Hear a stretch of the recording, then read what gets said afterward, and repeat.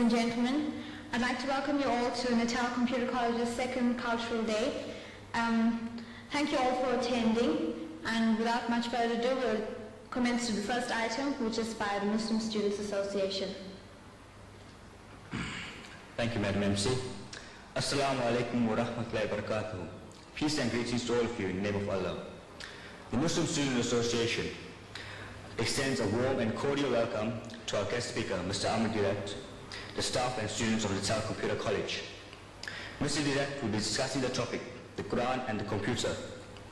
After his talk, students will be given the opportunity to ask Mr. Deedat any questions. Please feel free to ask him any questions whatsoever. Mr. Deedat.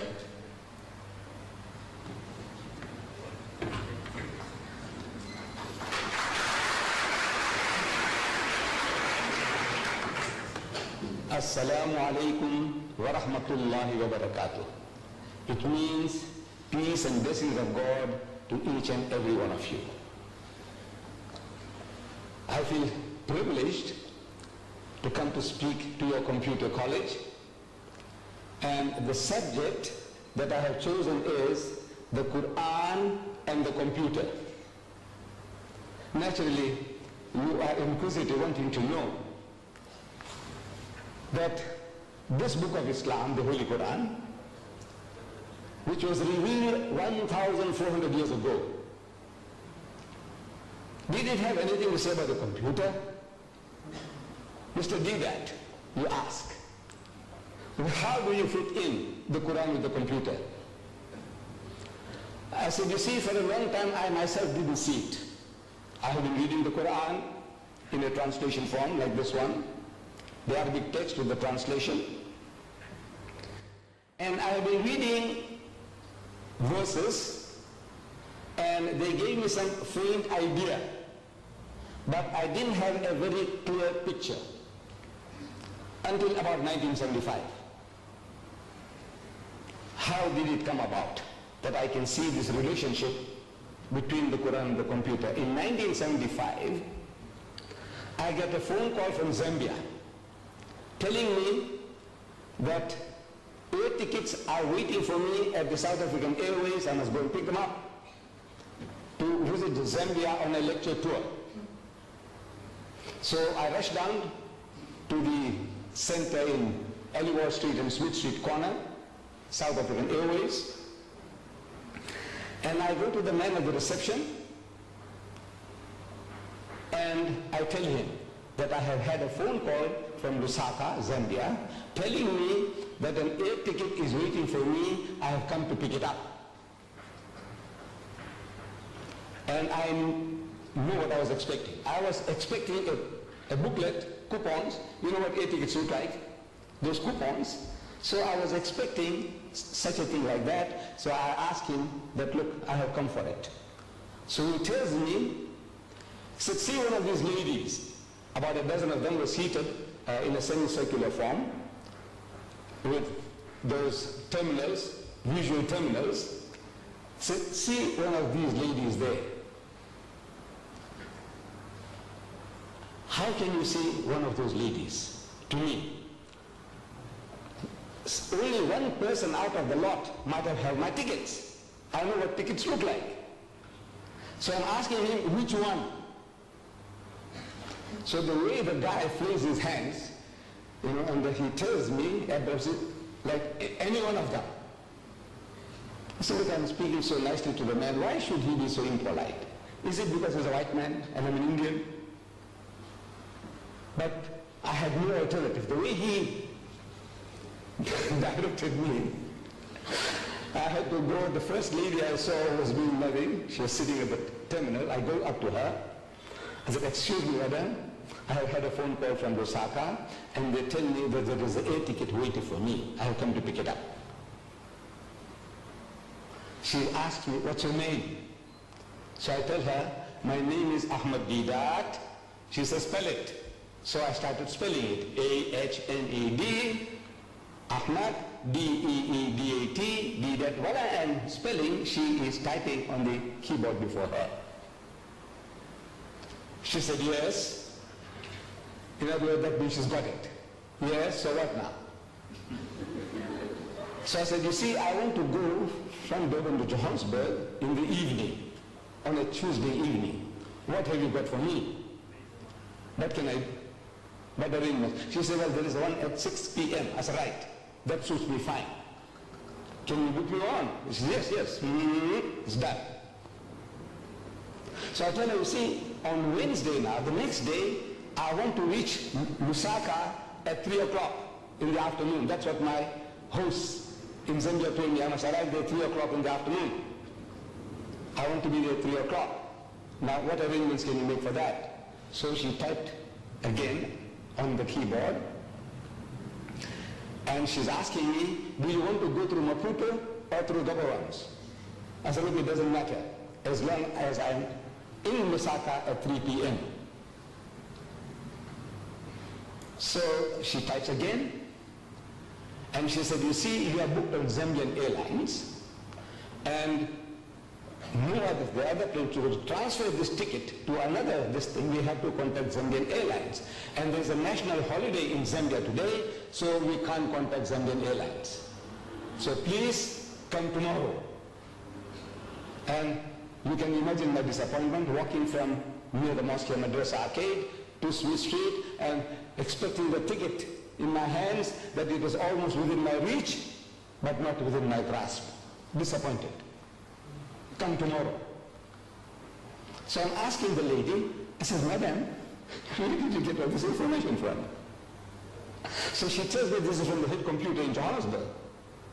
I said, you know, when you were trying to book me in at the 6 o'clock flight, suppose there was only one seat left, and there were more than one of these terminals might have been trying to get the ticket. What happens then? He said, no, the first one within the second, he gets ahead, he gets a ticket, and the rest is blank.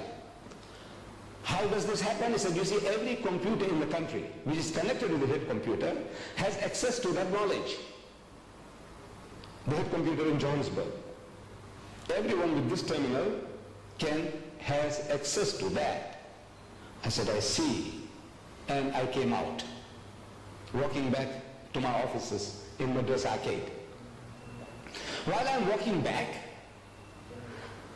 the thought occurs to me that this is how this Quran was revealed. This Quran. And verse from the Quran, from the 85th chapter, the last verses 21 and 23, the last verses, tells me, بَلْ هُوَ قُرْآنٌ مَجِيدٌ فِي لَوْحٍ مَحْفُوظٍ. But nay, this is inscribed in the glorious Quran from a tablet preserved. From a preserved tablet. Now, if you have a volume like this, and if you want to know what the Quran says about the Quran, you open, just like in a dictionary, in Q, just like in the index, Q, and it will tell you everything the Quran says about the Quran. I'll give you examples.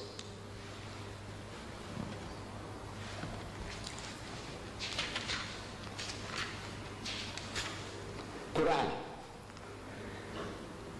the divisions of the Quran, how it's divided into chapters and verses. Inspired message cannot be produced by other than divine agency. Verses, fundamental and elegant, these are different topics. God is witness to the Quran. God's revelation, the Quran. Follow it and do right, the Quran. Respect and attention due to it. Book of wisdom, the Quran. It's in Arabic, the Quran. Describe, and on and on and on.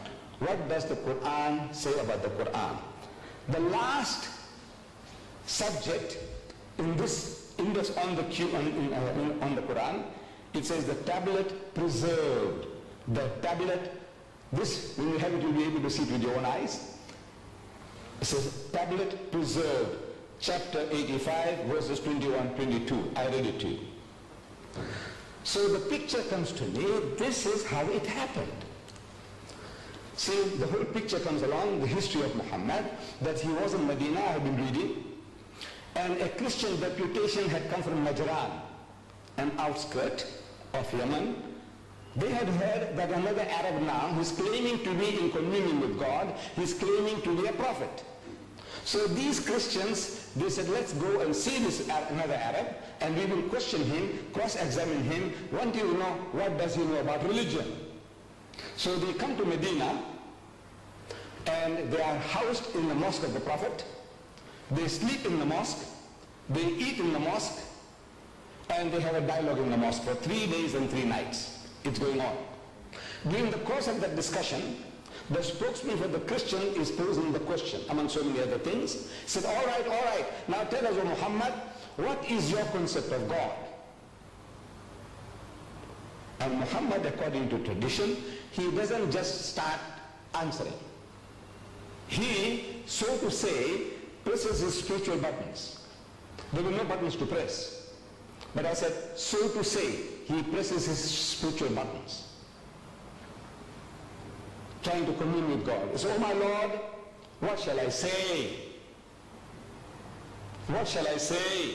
He could have made a case, like we do. At times when we are asked questions, we have no ready answers, so what do?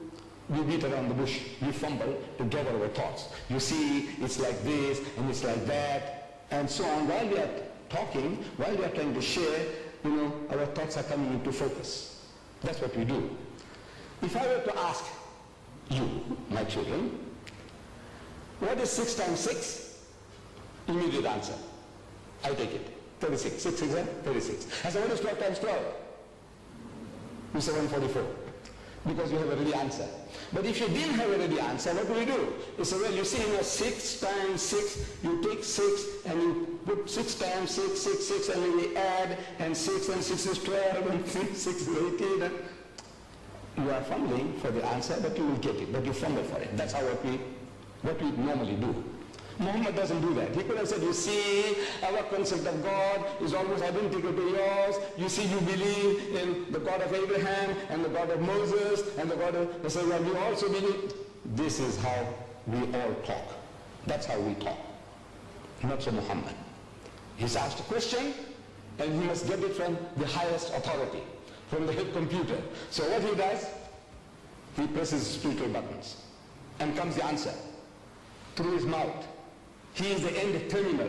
Every prophet of God is an end terminal of that head computer, the knowledge of God. If you are that, you have access to that computer, the head computer, and you have a problem, and you can say, oh my Lord, what shall I say? He said, tell them, Moses was told, tell them, thou shalt not commit adultery, thou shalt not commit thy neighbor's wife, thou shalt not steal, thou shalt not kill. So he's telling them, from the head computer, whatever knowledge is given, the prophet of God, the man of God, he articulates them. So he wants to know, what shall I say? Comes the answer. You see it in the 112th chapter of the Quran. Amazing. You open the chapter, it begins. قُلْ هُوَ اللَّهُ أَحَدٌ. Say, he is God, the one and only. Allahu Samad, God the eternal absolute. Lam yalid wa lam yulad. He does not beget and is not begotten. Wa lam yakun lahu kufuwan ahad. And there's nothing like unto him. Finish. Whole chapter is finished. 4 verses. And back to normal. He said, you see, this is our concept of God. When he spoke, while he was speaking, the normal discussion was on a different level of speech. Now, when he's uttering those words, he's on a different level. قُلْ هُوَ اللَّهُ أَحَدٌ اللَّهُ الصَّمَدُ لَمْ يَلِدْ وَلَمْ يُولَدْ وَلَمْ يَكُنْ لَهُ كُفُوًا أَحَدٌ. And back to normal. He said, you see, this is our... Where did he get it from? He's asking. Oh my Lord. Nobody heard him. Nobody heard him say that. But he's asking, what shall I say? Comes the answer. I want you to see it in this book. It starts, say, he is God the one and only. So why say? A chapter begins, say, he is God the one and only. Why say? Because ask, what shall I say? Comes the answer, say, he is God the one and only. Now, this is how every verse of the Quran was revealed to the Holy Prophet Muhammad according to his needs from the head computer. He is the end terminal. As I said and I repeat, every prophet of God, every true messenger of God is that end terminal. We are not. We haven't got that facility to make a direct contact with the head computer. Now this preserved tablet, what is a tablet? To me, that screen is a tablet, a visual screen. Your blackboard is a tablet. Your whiteboard or your green board, on which you write, is a tablet. Your computer chip is a tablet. The tablet of stone on which Moses wrote the 10 Commandments is a tablet. Now this tablet that God is talking about is not made of metal or stone or the silicon chip. It is a spiritual tablet, a spiritual knowledge. It is not material. Now what do you want to know? What else do you want to know? This is some aspect of what the Quran says about the Quran. What do you want to know about the Muslims and about Islam? Everything is in this book. The easiest way to have access to this knowledge about the Muslim is the book. We ourselves will not be confused. The Muslim can be confused on so many things. But if you want to know authoritatively, what does your book of authority, the Quran, say?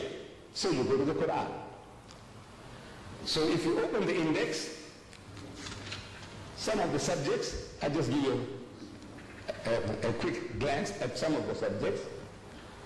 This book, claiming to be from God, naturally it must tell us everything about God that we can know. So, and the G, look for God. There are more than 140 different references that you have access to from here, from this book, from this index. God. He is your protector. Chapter 2, verses 257 and onwards. He is the creator of all. He is most bountiful. He is merciful. He is most kind. He is beneficent. He is the orphan's shelter. He is the wanderer's guide. The guy who is wandering around, he is a guide to him. He satisfies your needs. God present everywhere. He is unity. He is one, not one in a trinity. He is not one of two. He has got no begotten sons. He is wise. He is best disposed of affairs. He is most high great. He is irresistible. He is never unjust. He is exalted in power. He is free of all wants. He is worthy of all praise. And on and on and on. You want to know what does it say about man? On the M, look for man. Man means mankind. Men and women. Man. Let's see what it says about man. Man.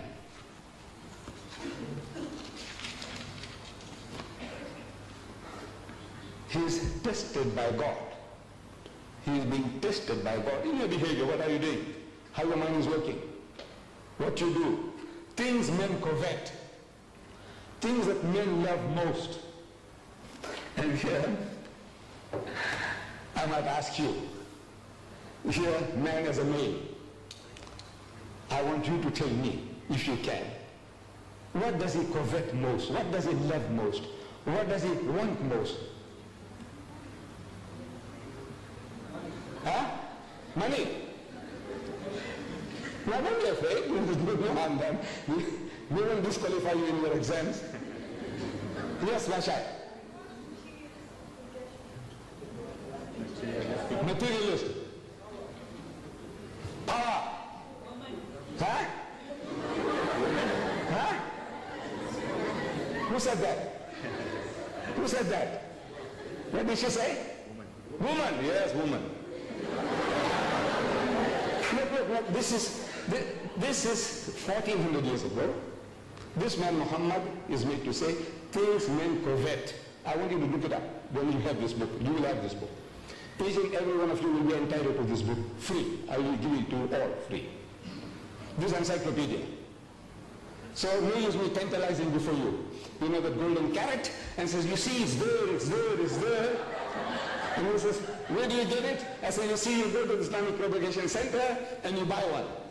Now I want to do business with you. No, I'm not here to do business. So the Quran says, زُيِّنَ لِلنَّاسِ حُبُّ الشَّهَوَاتِ مِنَ النِّسَاءِ. So fair in the sight of men is the love of things they covet. Number one, مِنَ النِّسَاءِ, of women. وَالْبَنِينَ, when your offspring, your children, وَالْقَنَاطِيرِ الْمُقَنْطَرَةِ مِنَ الذَّهَبِ وَالْفِضَّةِ, and hoarded heaps of gold and silver, and wealthy land, and horses burned for excellence. These are the good things of this world's life, says the Quran. But the nearness to God is the best of goals to strive for. Number one, the greatest distraction for man is woman.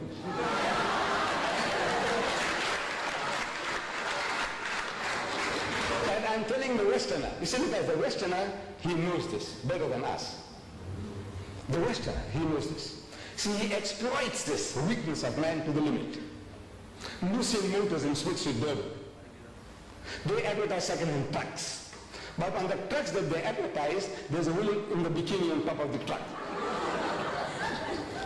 G Knots, they were in Field Street before, they've gone to Notre Dame now. G Knots, they sell farm implements, but on the tractors that they advertise, there's a woman in the bikini on top of the tractor. I'm asking, what has a woman in the bikini got to do with a second-hand truck or with a tractor? Now you tell me. Except the man. You know, he'll be enticed to read. He'll be enticed to read because of the woman in the bikini. He wants to know now what about her? So he reads about the tractor, he reads about second-hand trucks because of the woman in the bikini. Then BMW has beaten the lot. It's a motor car, from my understanding, a little better than the Mercedes-Benz.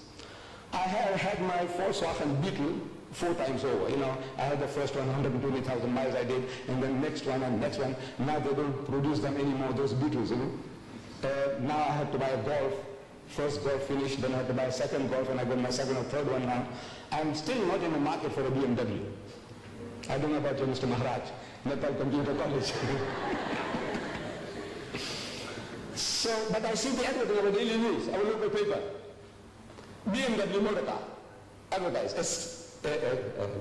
A picture of the BMW motor car. In front of the motor car, there's a woman in the skimpiest of bikini, what you call the tanga, you know, the G-string.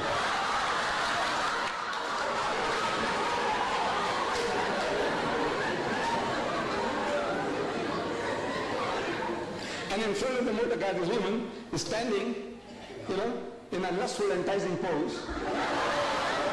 You can almost hear us saying, come on, come on.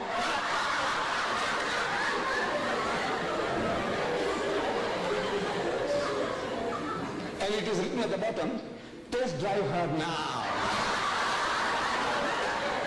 Who? Who? The woman of the car. Who? Now you see what? I said, I'm not in the market for it, but I had to read it. I had to read it. You blame me? I'm 73. Sorry, I've taken you off. Things men covet. You see it there. He's ungrateful. The ungrateful rich man. He's ever ungrateful. Leave out one to another. You know, we do some little favors for one another, and we expect some kind of gratitude, fidelity, faithfulness. One of our South African poets, he describes it very beautifully, the ingratitude of man. He says, fidelity, faithfulness, is said to be a human attribute, which makes a modern gentleman distinguished from the brute. But that supreme fidelity, inborn in every hound, in every dog, which is the mark of man's best friend, in man is rarely found. This faithfulness, gratitude, the dog shows it. But mankind in general, the most ungrateful of people, one to another and to our Maker. If you are not grateful to our Creator, what is man to man? What? I give you this book, and I expect you to be, every time he says, Mr. Deedat, thank you very much, you know, for that book. I expect that from you? No, I don't expect it. I should expect, because if I expect that, I'll be disappointed in mankind. I won't do anybody any good at any time. So these are all ungrateful riches. You let them go to hell. I said, no, that's not my job to send people to hell. I said, no, I must do my best. I don't expect any reward from anybody at any time. He's ungrateful. He's given to hasty deeds. Everything he does in a hurry, and then he regrets afterwards. And on and on and on. What do you want to know? You want to know about Jesus, open J. Everything about Jesus. You know about Moses, everything about Moses. You will know about marriage in Islam and the M. You will know about divorce in Islam and the D. What do you want to know? Everything on your fingertips. Now this book is yours. There's no bluff. You see, the only thing you have to do is collect these cards. These cards will be given out to you at the end of the talk. Each and every one is entitled to have a card. Only one, please. This card, you take it to 124 Queen Street, opposite the mosque in Queen Street. There's our Islamic television there in the window. Next door there's our shop there, also Islamic Vision, 124, 126, the address is given here. You go and present this, that's all. You give this card and they give you a book, this encyclopedia of 2,000 pages. How much? How much? Free. The only thing you have to do is take this little amount of trouble to go and give the card to get your book. Give your card, get your book. Now, what you do, suppose you take this card and before you go out, somebody tells you, man, you will get caught with this book. This book is going to capture your mind. It's going to enslave your mind. And if you get terrified, what you do? Tear it and throw it away. There's one book gone. Just tear it and throw it away. But you owe it to yourself. You owe it to yourself. There are in the world today 1,000 million Muslims. Just from the point of view of knowing how their minds are working, just from that point alone, you want to know what does his book say about what and what and what. The guy, the Muslim fellow who comes to you, you make an appointment, and the guy turns up late. Now, we are all, we, I don't know, most especially we black people, you know, Indians, Africans, Coloreds, you know, we are all, Muslim or non-Muslim, we are all not punctual. Generally, we are a very unpunctual people. We don't value time. But now if the Muslim fellow lets you down, you see, you have something to beat him with. And he can't fight back. You ask him, he says, you Muslim? He says, yes, I'm Muslim. He's very proud. He says, he's a Muslim, yes. And you're late? He said, well, he said, wait. You are going through a special training of punctuality. Once a year for 30 days, you are so punctual to the second, to the minute. In your fasting month, you fast? He said, yes. You fast? He said, yes.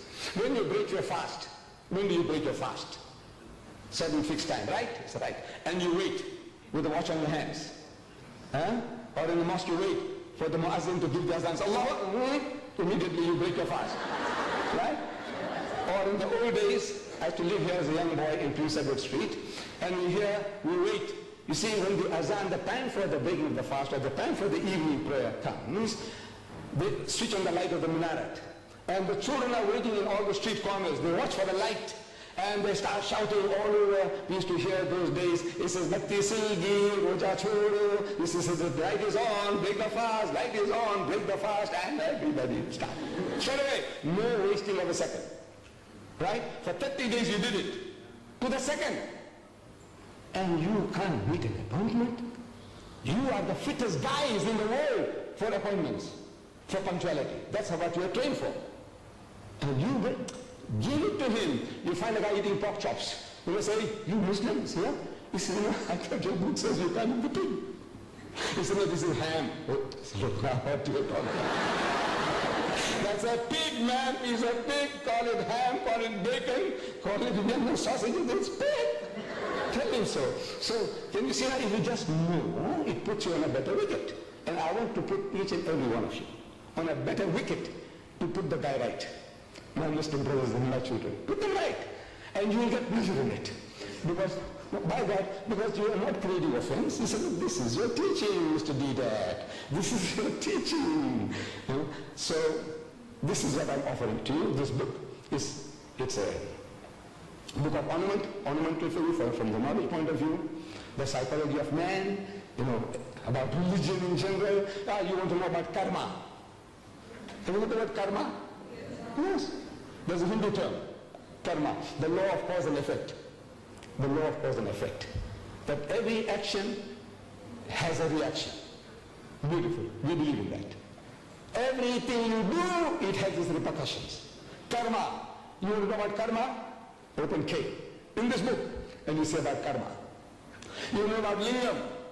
I don't know whether you know, but under L, you'll find lingam. There. In this book, believe me, in this Quran, what do you want to know? So you owe it to yourself that you take this little trouble of carrying this card and going along and reading it for this book, absolutely free of charge. Now, my dear children, Mr. Chairman and the lady here, I leave myself open to question any questions. You can ask any questions. Even criticism will be welcome. I assure you, my children. This old man can take it. I am yours. Yeah.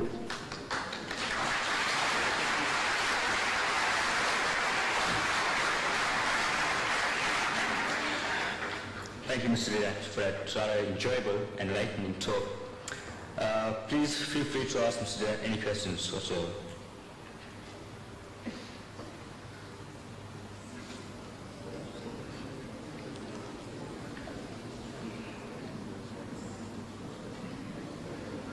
Yes, my child.